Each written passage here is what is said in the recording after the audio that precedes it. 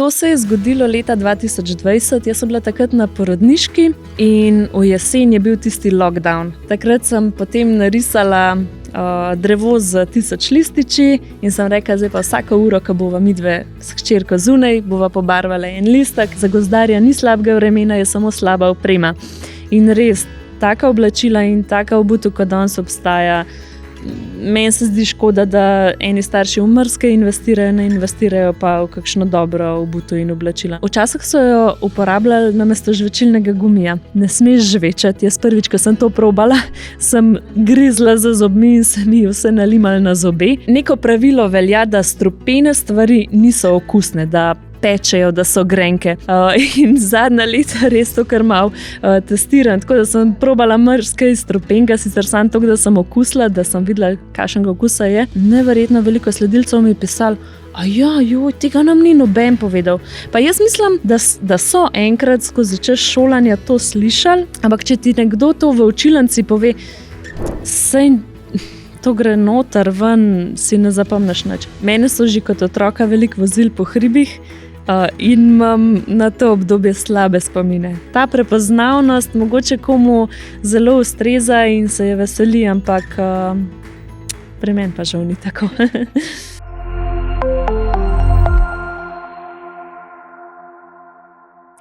Lucija, živja. Sem zelo počaščena in me zelo veseli, da si današnja gostja v mojem podcastu Poslušam se. Hvala, Polona, za vabilo. Tudi jaz sem zelo vesela, da sem pri tebi in se veselim današnjega pogovora. Tudi jaz, zelo. Tvoj naravni habitat je narava, čeprav danes snimamo v studiu. Pa bi mogoče povedala kaj malo več o sebi oziroma tvojih strastih. Jaz sem po poklicu gozdarka, tudi delam na Zavodu za gozdove že več kot 11 let. Pa tudi v prostem času sem velika ljubiteljica narave, tako da tudi prosti čas, kolikor se le da, preživljamo zunaj. Lepo. Tvoj profil je res navdihujoč, poučen, izobraževalen. Kako si sploh začela, dobila idejo, da ustvariš tak profil 1000 ur zunaj? To se je zgodilo leta 2020, jaz sem bila takrat na porodniški, in v jesen je bil tisti lockdown. In jaz sem si že prej vedno v življenju dajala neke cilje, neke izzive, večinoma so bili prej povezani z kakšnimi višinskimi metri v hribih ali pa z nabiranjem 2000 in podobno. Takrat sem imela pa doma dojenčka, država se je začela zapirati in sem rekla, nič, moram si postaviti zdaj en nov izziv in sem na internetu zasledila, da imajo v Ameriki ta izziv 1000 ur zunaj in sem rekla, nič, to moram jaz pripeljati v Slovenijo. Takrat sem potem narisala drevo z 1000 lističi in sem rekla, zdaj pa vsako uro, ko bova midve s hčerko zunaj, bova pobarvala en listek in cilj je, da v enem letu pobarvava celo drevo. Wow. In mislim, da si jih malo navdušila, vem, da je meni tudi sodelavka takrat rekla, mislim, da si jih malo navdušila skoraj celo Slovenijo. Ja, res, to je bilo zelo ekspresno. No, jaz sem tisto objavila, prav spomnim se, objavila sem na story, kako jaz printam to drevo. Na takrat še moj osebni profil in sem rekla, evo, to bo pa zdaj moj izziv za naslednje leto in potem je kar naenkrat toliko prijateljev mi pisali, daj še meni pošalj, pa kolegice, ki so vzgojiteljice v vrtcu, daj še nam pošalj, da bomo imeli v vrtcu. In sem rekla, mogoče je pa to zgodba, ki jo lahko zdaj štartam in tako sem takrat tudi ustvarila profil 1000 ur zunaj. Wow. Pa verjetno, kakšne vprašanje, ali so ti ljudje pisali, ko so to izpolnjevali, so dosegli 1000 ur zunaj, niso, pa tvoj osebni izziv je bil izpolnjen ali ne? Ja, moj osebni izziv je bil izpolnjen, ampak je pa res, da sem jaz že v bistvu nekaj mesecev potem, ko sem začela s tem izzivom, šla nazaj v službo in zame je 1000 ur zunaj v enem letu dokaj enostaven cilj, zato ker precej ur lahko zunaj naberem v službenem času. Vem pa to, da to ni lahko, niti za marsikoga to sploh ni mogoče.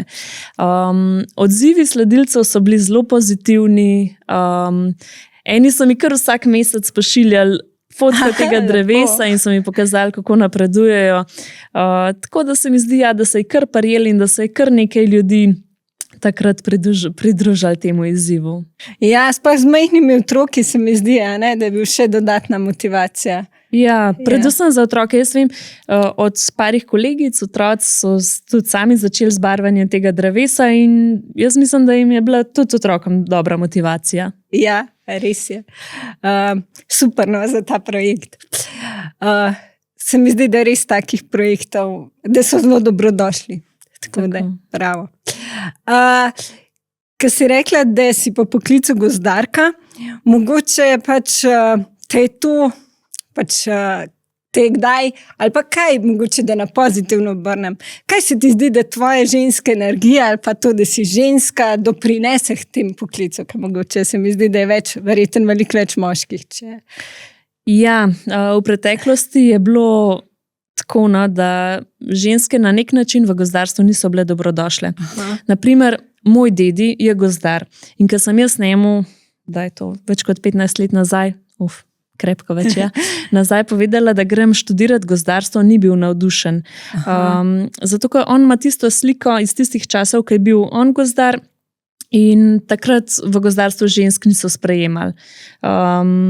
Ampak zdaj so časi čisto drugačni. No, zdaj nas je že kar nekaj žensk in tudi ne bi rekla, da smo kaj zapostavljene ali pa da težje uspemo. Jaz mislim, da je v vsakem poklicu tako, da če ti delaš dobro, če se izkažeš, bo slej ko prej nekdo prepoznal tvoj trud in boš nagrajen na nek način. Super. Pa tudi me veseli, da se res časi tako spreminjajo. Ja, tudi mene. Ti na svojem profilu, ki si tudi ohranila ime 1000 ur zunaj, lepo, objavljaš res zelo lepe posnetke, videe in se mi zdi, da pač objavljaš tako, da objavljaš tudi hkrati, da ti je narava prostor meditacije ali pa jezero prostor pač plavanja oziroma pač tudi tega, da greš po zim v hladno jezero. Hkrati pa veliko izobraževalnih vsebin o drevesnih vrstah, o tem, da je smola lahko kočigumi, od tega res, da nas peleš do najdebelejše smreke v Sloveniji, ker mislim, da razen gozdarjev, kar te razumem po teh stezicah, zelo redko razen kakšne živali dostopa. Ja. Tako da mogoče kaj zate narava, tako, kaj ti daje? Ja, narava je res velik del mojega življenja. No. Se mi zdi, da je to zame prostor neke sprostitve, nekam, ker grem napolniti svoje baterije, kamor grem sprazniti svoje misli, dobiti kakšno novo idejo. Je zelo pomemben del mojega življenja in predvsem gozdovi pa gore, no, to je tisti kraj, kjer se res počutam doma. Ja. Kaj te pa najbolj, mislim, tako, kjer te je kakšen dogodek ali pa tako, se pravi, deliš rile, ampak verjamem, da so toliko pač utrinki od vsega, kar se ti je zgodil. Je kakšen dogodek, ki je zaznamoval tvoj pogled na naravo, gore, tako je kaj, ki bi podelila? Ja, jih je bilo kar nekaj. Jaz bi rekla, da v bistvu vsaka ta ujma, ki se zgodi, predvsem v gozdu, ker delam na Zavodu za gozdove, kjer se najbolj ukvarjam ravno z ujmami, in te ujme me pa res vsaka posebej nauči, kako majhni smo, kako vse, kar mi počnemo, se trudimo in vlagamo in delamo, kako lahko je v trenutku uničeno, kako majhni in nemočni smo proti naravi. No. Tako da te ujme me vsakič znova kar postavijo na trdna tla. No. Pa ker mi v bistvu včasih se polka se pelemo mim, sploh pač tisti, ki nismo vpeti v te poklice, sploh ne zavedamo mogoče, da je to posledica, pač ko vidimo pač sam prazen. Ja, zadnje čase se precej dogaja, da ljudje vidijo te gole površine, ki nastajajo v zadnjih letih in so posledice ujm ali vetrolomov ali tudi gradacije podlubnikov. In mislijo, da je to golosek. Doskrat mi pišejo kakšni sledilci, pa rečejo, tam sem pa, ne vem, na Pokljuki sem pa videl, kaj pa ste delali, to je en grozen golosek. Ne, goloseki so v Sloveniji prepovedani, ampak včasih pa pridejo te ujme in je treba pač vse posekati, ali zaradi podlubnikov, ali pa zaradi česa druga. In takrat nastanejo gole površine, ki pa nepoznavalcem izgledajo kot nekaj groznega, ampak pač to je del narave. Del narave, ki si pa rekla, je veliko večja od nas in Pač, Tako, ja. tako. Sama tudi, poleg teh svojih strasti, si tudi mama in usklajuješ, tudi veliko deliš tega ustvarjanja s hčerko, z naravnimi materiali. Pa kaj je užitno, kaj ni užitno, in te res take poučne in zanimive in koristne vsebine, če si v gozdu, kaj je. Se ti že zgodilo, da si sama kadar pojedla kaj, kar ni bilo užitno, oziroma kako se s tem soočaš, mislim, kako veš sama? Tega sicer ne priporočam nobenemu, ampak jaz sem kar zelo pogumna, kar se tega tiče. Tako da dostikrat za kakšen plod, ki vem, da je strupen, neko pravilo velja, da strupene stvari niso okusne, da pečejo, da so grenke. In zadnja leta res to kar malo testiram, tako da sem probala marsikaj strupenega, sicer samo to, da sem okusila, da sem videla, kakšnega okusa je. In je res, večinoma strupenih stvari, ki rasejo v naravi, strupenih plodov, so tudi zelo neokusni. Tako da, ja, tega sicer ne priporočam ostalim. No. Previdno. Ja, se pa na svojem profilu trudim ozaveščati ravno to.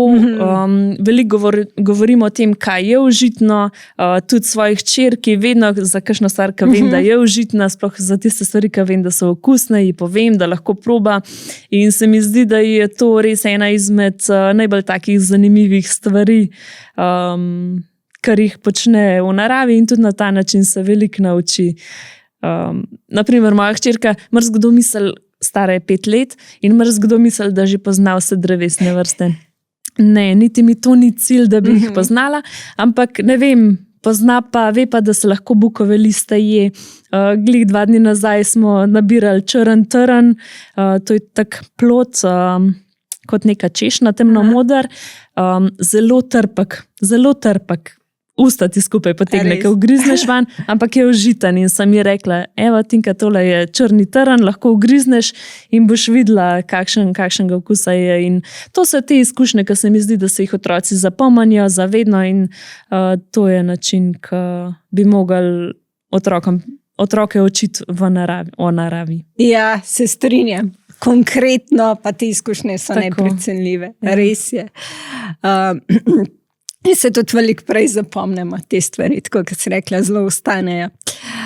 Mogoče, ja, jaz se spomnim tudi enega tvojega posnetka, ko si jurčka, meni se zdi surovega, delila, kako si ga razrezala in pol dala v sendvič. In sem po mojem prvič videla, da nekdo je surove gobe, ker pač mene so učili, da mora biti jurček popečen oziroma pač tako toplotno pripravljen. Večina gob mora biti toplotno obdelanih pred uživanjem. Jurčke pa, dokler so mladi, lahko tudi tako v majhnih količinah jemo surove. Ja, te zanimivosti, ki imaš to rubriko, ali veš, se mi zdi, da so res take koristne, da nam tudi ostanejo.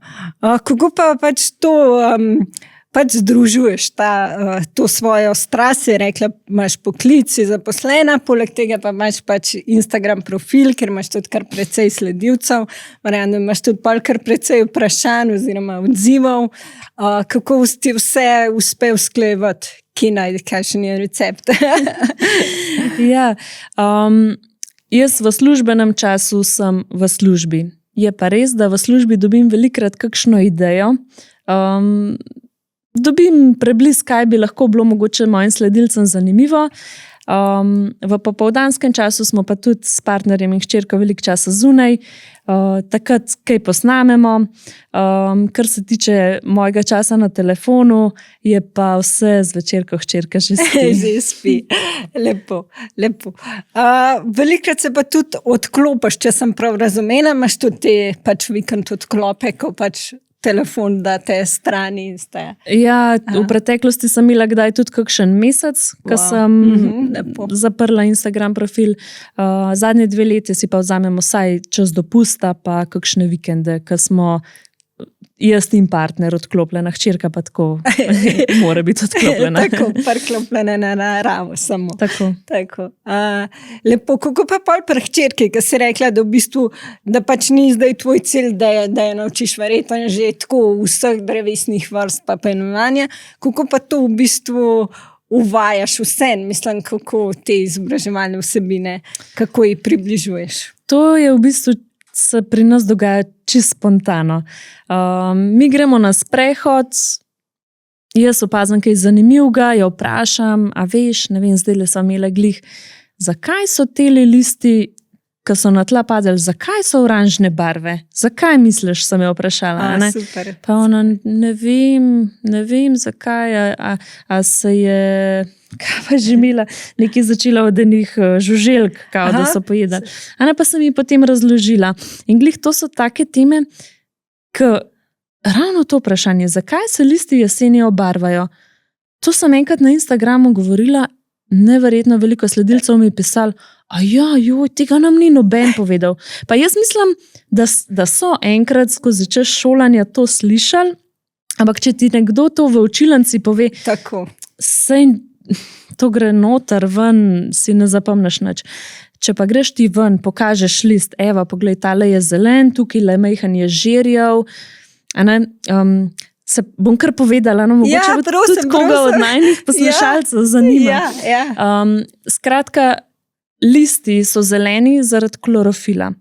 In v jeseni, ko se dnevi krajšajo, ko postaje zunaj vse bolj hladno, se drevo začne pripravljati na zimo in zaradi tega upočasni se tudi manj sončnega sevanja in zaradi tega klorofil v listih neha nastajati.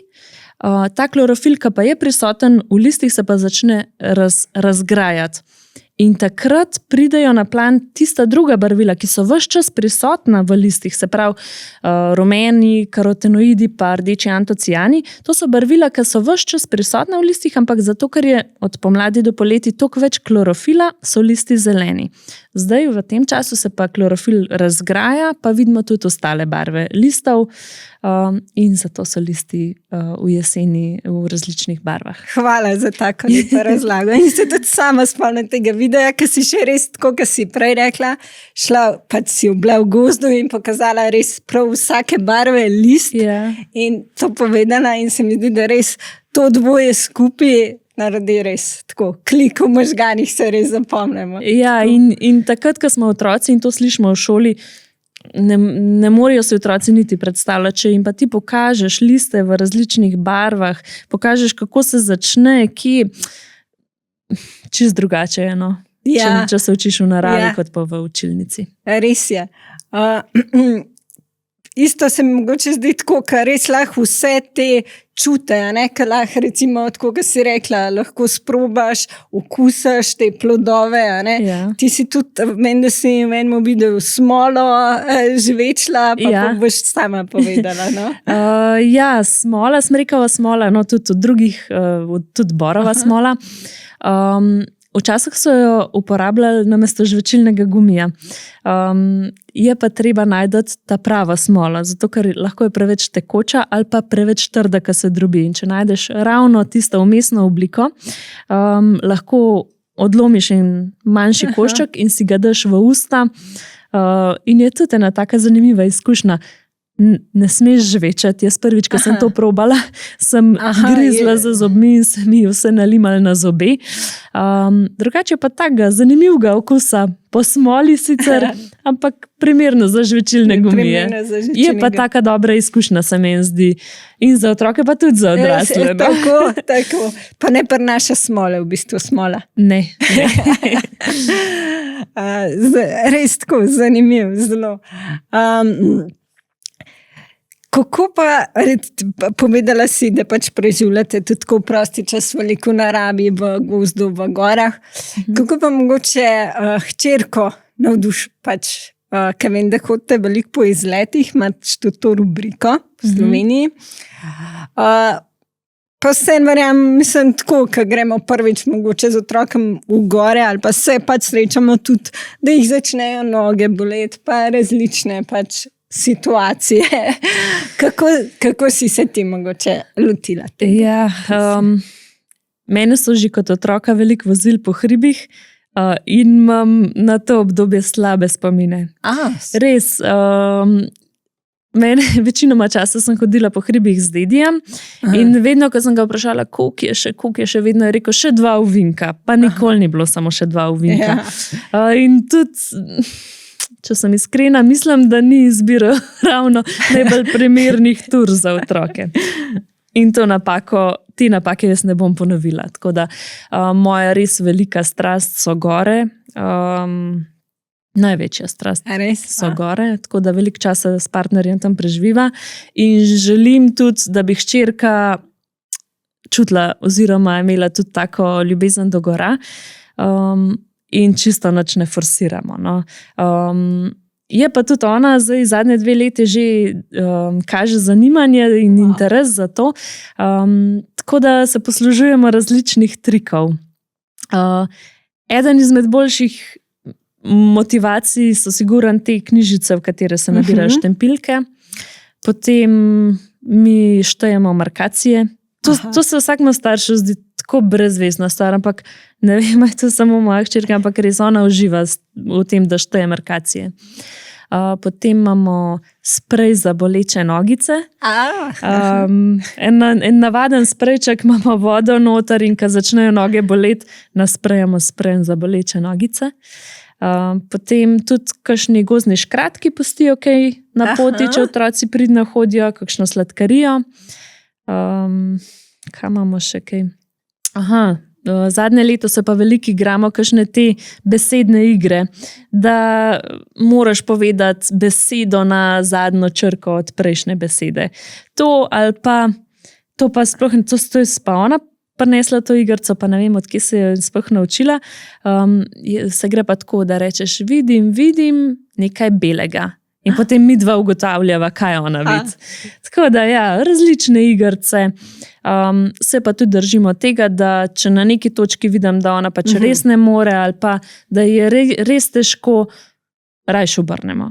Ni nam, tudi če se namenimo nekam na en vrh, ne vem, da moramo tja pridati, če vidim na pol poti, da bo imela slabo izkušnjo, rajš obrnemo in gremo nazaj, kakor pa da bi jo silila v neki, pa mogoče zaradi tega ne bi pa naslednjič hotela iti. Lepo, se pravi na silo, ne. Tako, pač poslušaš, upoštevaš, probaš prej različne načine, če pa vidiš, da ne, pa lepo. Tako, in tudi običajno idem na izbiro. Rečem, ok, v soboto, lepo vreme bo, kaj bi rada počela, kam bi rada šla in idem na izbiro vedno tudi en hrib ali pa kaj podobnega, idem različne stvari na izbiro in ji dovolim to, kar ona izbere, tja gremo. Če reče, da gremo na igrala, bomo šli pa na igrala. Pa verjetno, če se odloči za hribe, pa je tudi sama motivirana in si verjetno je tudi pol to lažje, ker se v bistvu sama tako pomagala v odločitvi in tako. Ja, to je ena stvar, bi pa poudarila še to, da v bistvu to, da vozim hčerko v hribe, je samo namen to, da bi rada ulila to ljubezen do gora. To ni čas, ko jaz uživam v hribih, zato ker takrat jaz, ko gremo s hčerko v hribe, takrat je res veliko dela na meni, da jo motiviram, da je najfajn, se res trudim. To, ko grem jaz v hribe zase, greva pa najrajš sama s partnerjem, zato ker greva takrat res lahko na take malo bolj oddaljene hribe in je to res en tak čas samo za naju. No. Kaj je pa tudi zelo pomemben. Drži. Ja. Res mi je všečno, da si poudarila to razliko, ker je res tudi tempo hoje čist drugačen. Ja. Pa odlično, ne morem im svoje pač pedagoške kože, super za te igre, ker se jih vmes greste. Odlično, res, ful lepo. Kako bi pa recimo ti kot gozdarka si navajena iti v vsakem vremenu, si predpostavljam tudi v manj prijetnem, iti v gozd, v naravo in tudi verjetno v malo močnejšem dežju, blatu, kakorkoli. Kaj pa pač, kako priporočaš, da začnemo tudi če nam mogoče dež je, pa ne bi šel. Kako naj dež oziroma manj prijetno vreme ne bo vira. Tudi mogoče za otroke in za nas odrasle. Ja, jaz imam to srečo, da nimam težav z mrazom. Ne vem, ali je to že pač po naravi tako, ali je to zaradi vseh izkušenj, ki sem jih imela. Lih sem nedolgo nazaj razmišljala, kako smo včasih, ne vem, ko sem bila stara 10 let, sem imela tam en kombinezon, zjutraj za vikend smo se šli ven kepat, delati snežake, sankat. Vmes smo prišli na kosilo, dali tisti moker kombinezon dol, pojedali na hiter kosilo, dali, preoblekali tisto, kar je bilo pod kombinezonom, itak vse mokro, dali nazaj ves moker kombinezon in šli nazaj ven na sneg še za nekaj ur. Praktično smo bili cel dan zunaj mokri v mrazu. Ne vem, jaz si ne predstavljam, ne danes, ker so toliko boljši materiali, pa danes verjetno ne bi to nobena mama več dovolila. Obenem pa tudi to, glih to, kar sem omenila, da veliko hodam v hribe, jaz veliko hodam v hribe tudi po zim, turno smučam, hodam tudi po zim za več dni v gore. In po zim koče niso odprte, tako da moraš spati v bivakih. V bivakih ni nikoli nadničilo, tako da sem kar nekaj izkušenj že imela v hudem mrazu, ko me je hudo zebal in mogoče sem samo ratala že odporna na to. Vem pa, da večina ljudi nima teh izkušenj in da jim je pač biti na mrazu neprijetno.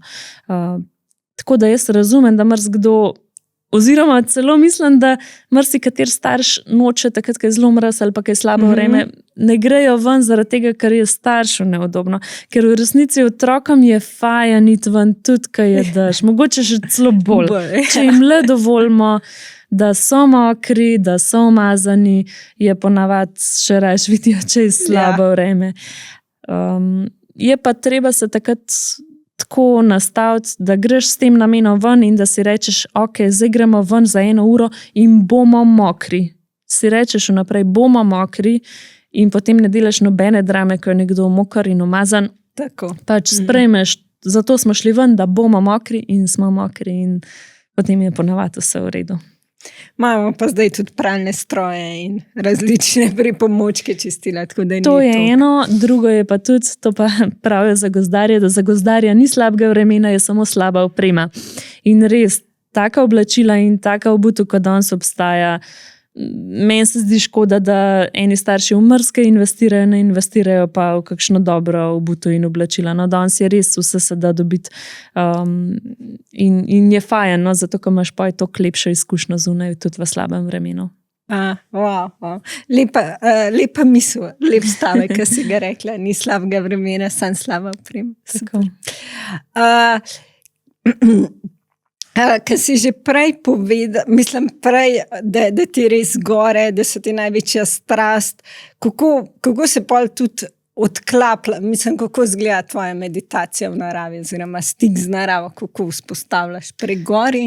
Ja, jaz velikrat sem sama v naravi, ali v službi, tudi v hribih, ali pa tudi sama s partnerjem in v bistvu, ko hodiš v tišini cel dan, tam ni nobenih motečih dejavnikov in se res odklopiš.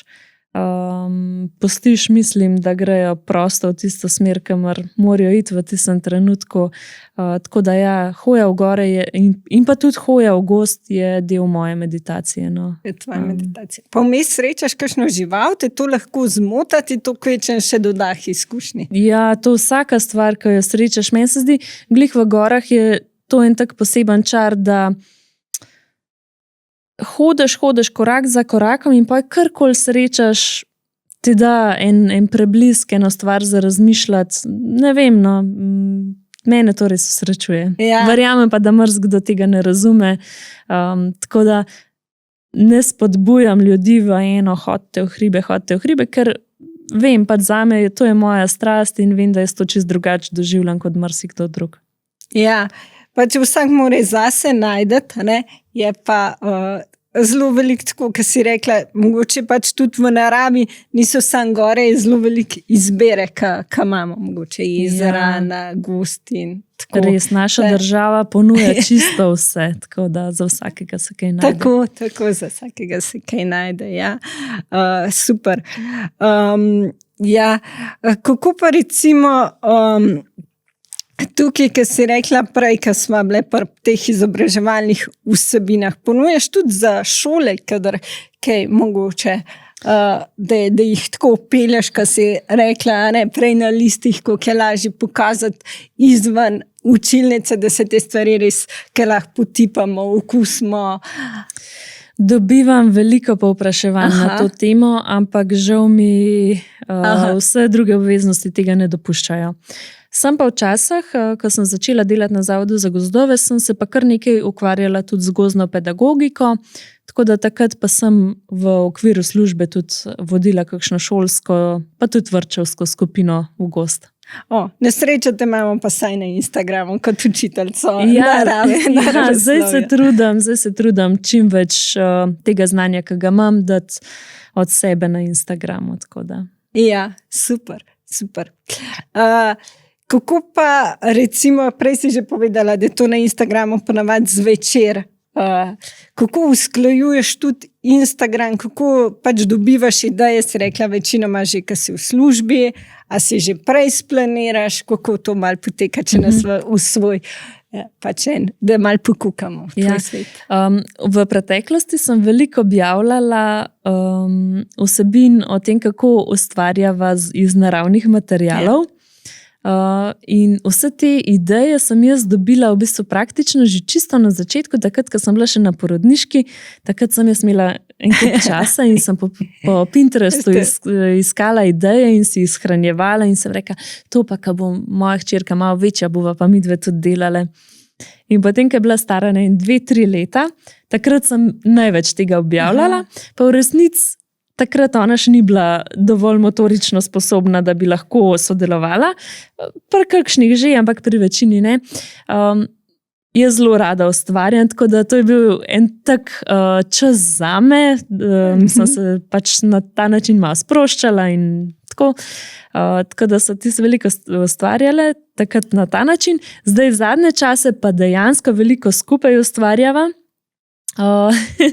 Ampak zdaj pustim res proste roke pri ustvarjanju in pač pri 5 letih te njene stvaritve so sicer meni zelo ljube in najlepše na svetu, ampak ni pa to ravno tak Instagram content, ki bi bil všečen vsem. No. Tako da zadnje čase, kar ustvarjava, zelo redko kdaj karkoli posnamem in objavim. No. Ja. Mi je pa to zelo dragocen čas in sem zelo vesela, da je tudi hčerki to všeč, da to rada počne. Ravno nedolgo nazaj je sama se spomnila, da sva lansko leto v takem času, zdaj ko se listi barvajo, kje so nabrale liste tulipanovca in da so potem narisale lisičke gor in je rekla, mami, pojva zdaj nabrati, ko so listi ratali oranžni, pojva nabrati te liste, da bova spet lisičke delale.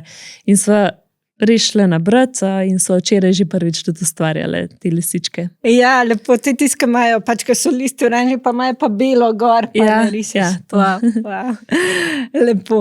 Pa res to ustvarjanje z listi se mi zdi, da res otrokom veliko da, hkrati pa je res to nekaj preprostega, ki lahko bi rekla tudi mogoče, če smo pač v bloku ali pa tako, no, hitro mogoče pri nas v Sloveniji pridemo do enih listov, do gozda in tako. Pa obenem se še lahko naučiš. Ravno včeraj, ko so ustvarjale z teh listov, ko sem po knjigi iskala te sprešene liste, so padali ven tudi eni listi še od lanskega leta, listi ginkota. In je bila pa, mami, kje pa raste ta drevo? Ker so ji bili taki nenavadni listi, ker res ginko ne raste povsod.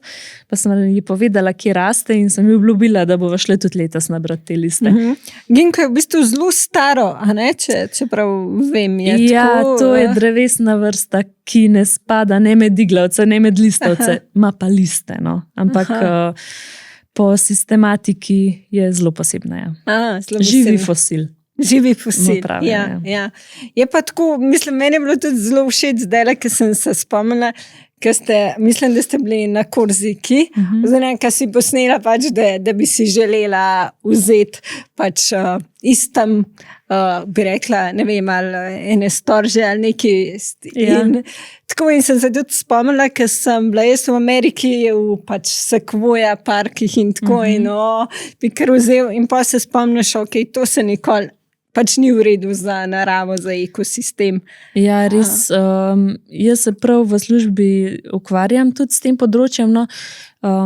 V zadnjih letih, ko se je toliko začel premikati vse stvari po svetu, ta trgovina, ki je zdaj res noro ratal s tem, skupaj s trgovino se širijo tudi škodljivci. In lahko nek organizem, ne vem, neka žuželka, ki nekje na svetu ne predstavlja nobenega problema, ko pride v drugo okolje, je lahko tam ali invazivna, ali zelo škodljiva za tiste avtohtone vrste. Tako da to je en tak. Veliko ljudi radi nosijo različne rastline ali pa dele rastlin za spomin domov iz počitnic, ampak to res ni dobro, no, zato ker nikoli ne veš, kaj skupaj z rastlino prineseš. Pa tudi, katera rastlina bo invazivna. Tako kot so te razne naše vrste, žlezava ne dotika, japonski dresnik, Davidova budleja. To so vrste, ki so nekoč nekomu bile všeč ali pa je videl neko korist in so jo pripeljali sem in danes jih imamo povsod in se jih ne moramo znebiti. Tako da to je vedno treba imeti nekje zadaj v mislih, da rastlin in živali se ne prevaža iz države v državo. Se mi zdi zelo pomembno ozaveščanje. Hvala, ker nas tudi na tem področju zaveščaš. Ozaveščaš nas pa tudi o posaditvi dreves novih.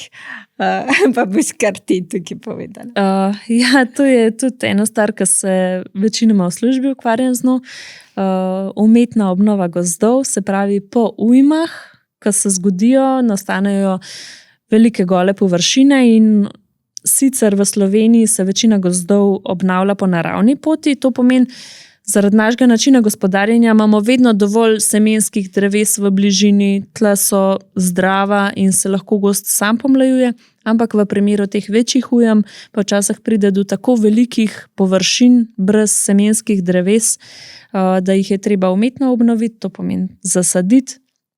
Tako da vsako pomlad in vsako jesen sem prisotna na različnih teh sadnah in z veseljem tudi pomagam. Je to res tako fajn opravilo, se mi zdi, da res z rokam nekaj narediš, kar pa lahko spremljaš celo življenje.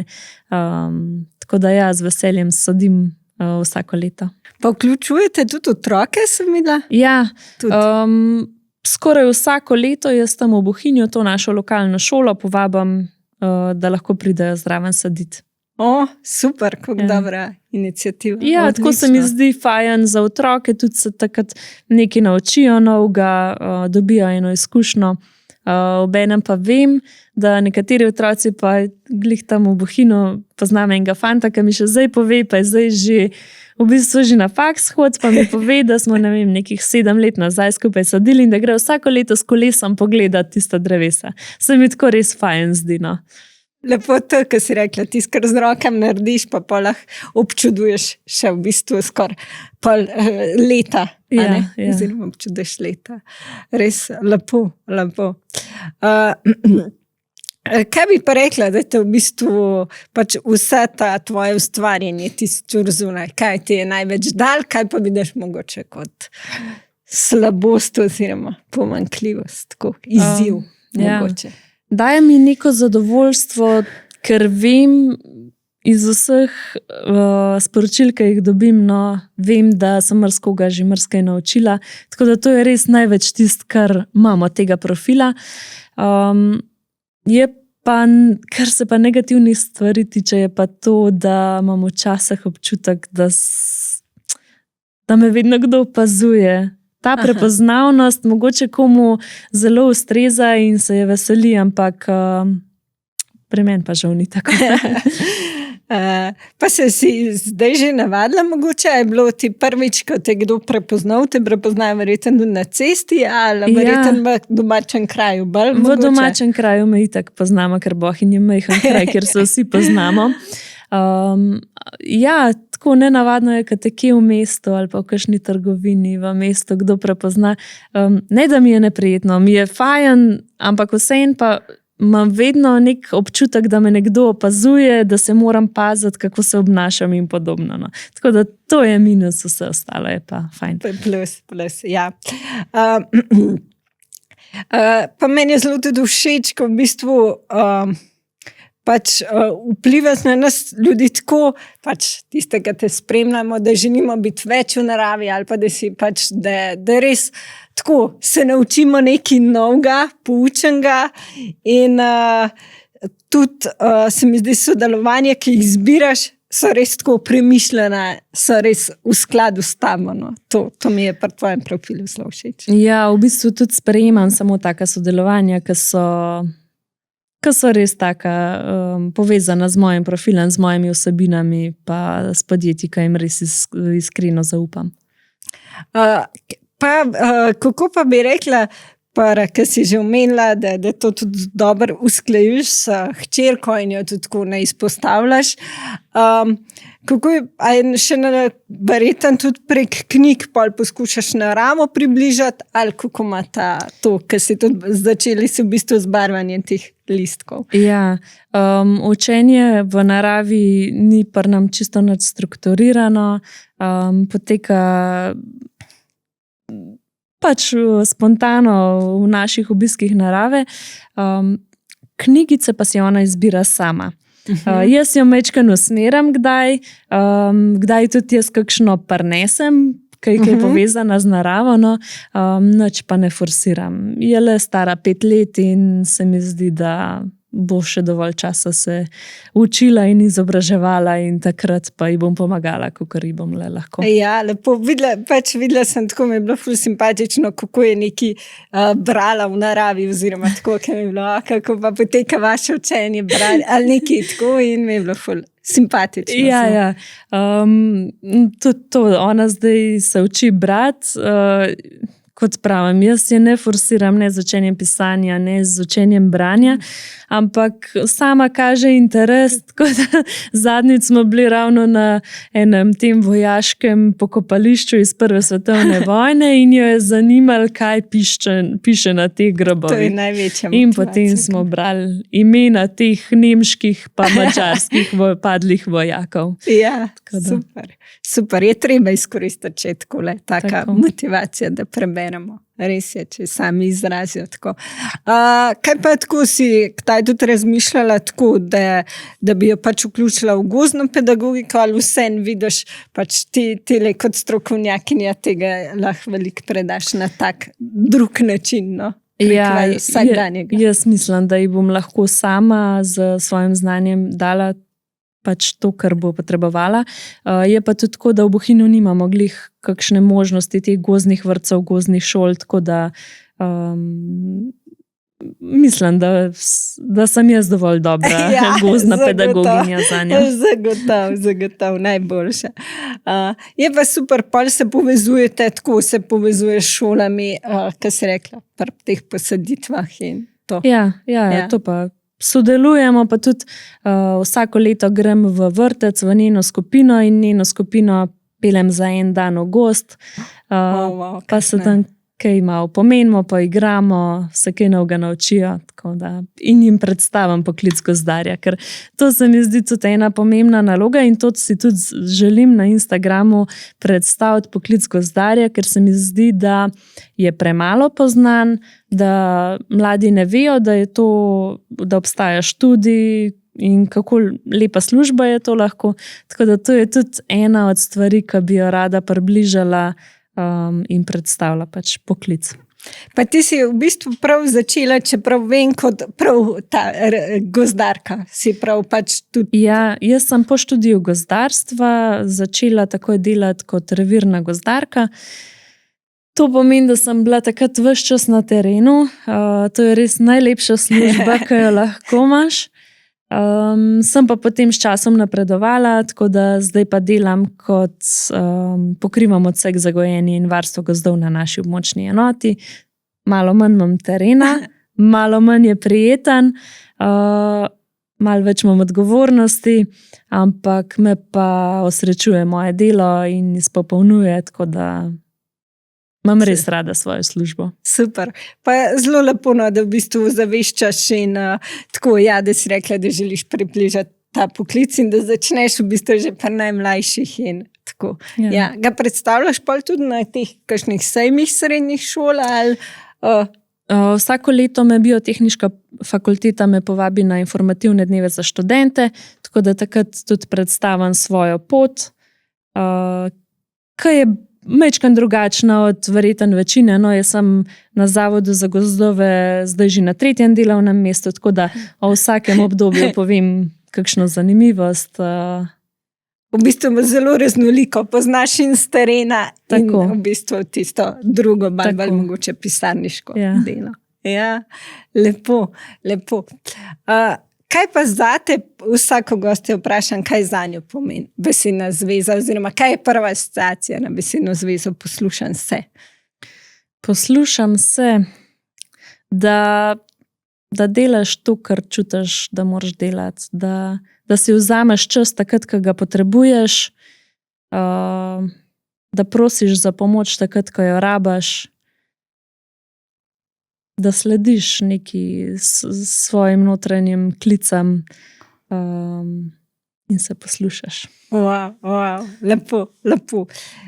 Me pa na neki spomnim zdaj, ki si rekla in sem dobila priblisk, pač imela si tudi v gorah, kaj narediš, pa se mi zdi zelo pomembno, če pač ni signala oziroma tako. To zdaj, ki si rekla, da se poslušaš in signal in mogoče vseeno preskočim na to, ker se mi zdi, da mogoče pa res zelo pomembno. No? Ja, pomembna informacija.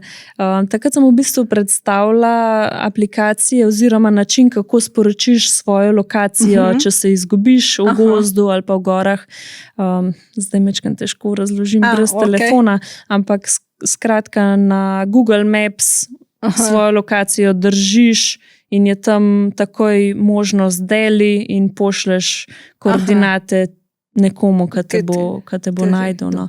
To pa, takrat sem govorila tudi o aplikacijah, ki delajo tudi na območjih, ki niso pokrita s signalom.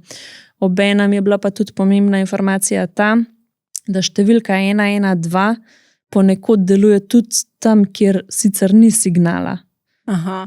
Tako da tudi, če ne moreš poklicati koga bližnjega, če si se izgubil, na enih lokacijah obstaja možnost, da če pokličeš 112, da dobiš zvezo. No.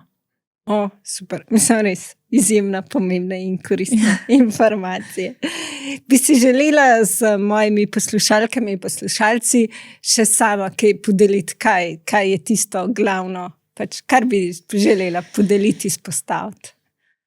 Pa zadnje čase veliko razmišljam o tem, da kakšno srečo imamo v Sloveniji, da imamo tako zakonodajo, kakor jo imamo, da imamo omogočen prost dostop do gozdov, da lahko prosto se sprehajamo po vseh gozdovih, da lahko nabiramo gobe in gozdne plodove povsod, noben nam ne more reči, ne, v mojem gozdu pa ne boš nabiral gob.